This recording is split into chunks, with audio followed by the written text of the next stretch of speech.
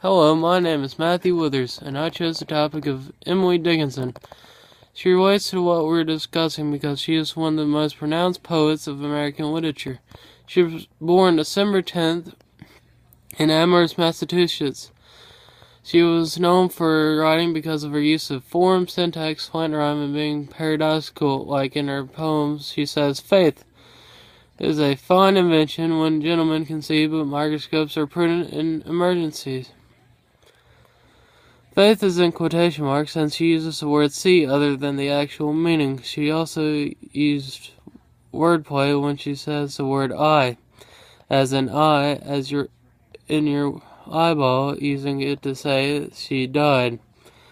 Also, she used the word mind to say that she owned the sight of mountains and other things in her writing.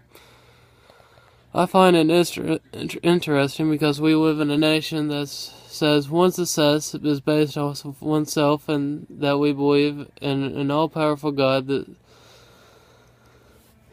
like in the Bible, it says, "I can do all things through Christ who strengthens me." She wrote nearly 800 poems between 1860 to 1865. When she was young, she left school and started the life of a recluse. While she was in her house, she wrote poetry, and a lot of it she didn't have a lot of contacts with people, so the people that she did come in contact with, it affected the way she wrote poetry.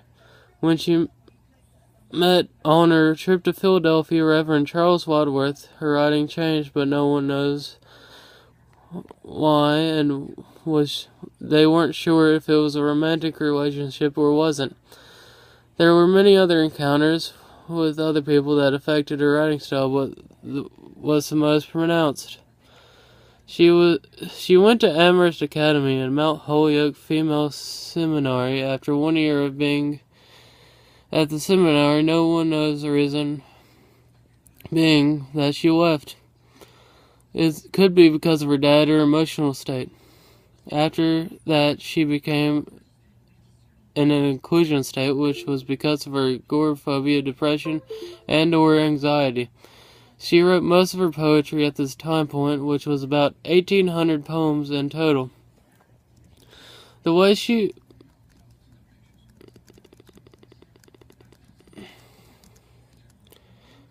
wrote was almost the same meter as the Bible, but she has dashes, which she does a lot in her poetry. Her dashes are unexplainable, and no one knows what they mean or the meaning behind them. Her poetry has to do a lot in the way she felt and her emotions. There is one thing that she does very well, is to compress a lot of emotion in a tiny sentence. When she died, her sister discovered nearly 1,800 poems in her bedroom, and they had no idea that she wrote that many poems at that place or the time points that she lived there.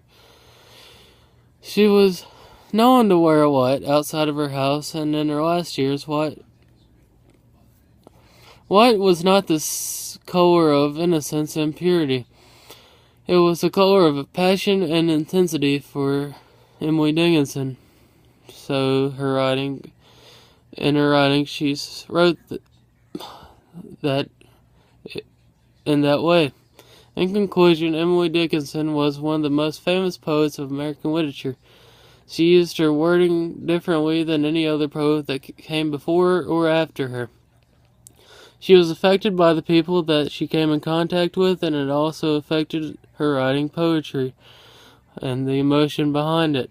Some of her best poems, including "I'm Nobody, Who Are You?", "Because I Could Not Stop for Death", "I Had No Time to Hate", "How Far Is It to Heaven?", because she led a life of a recluse and had a lot of perspective of life and death, and that showed in her writing.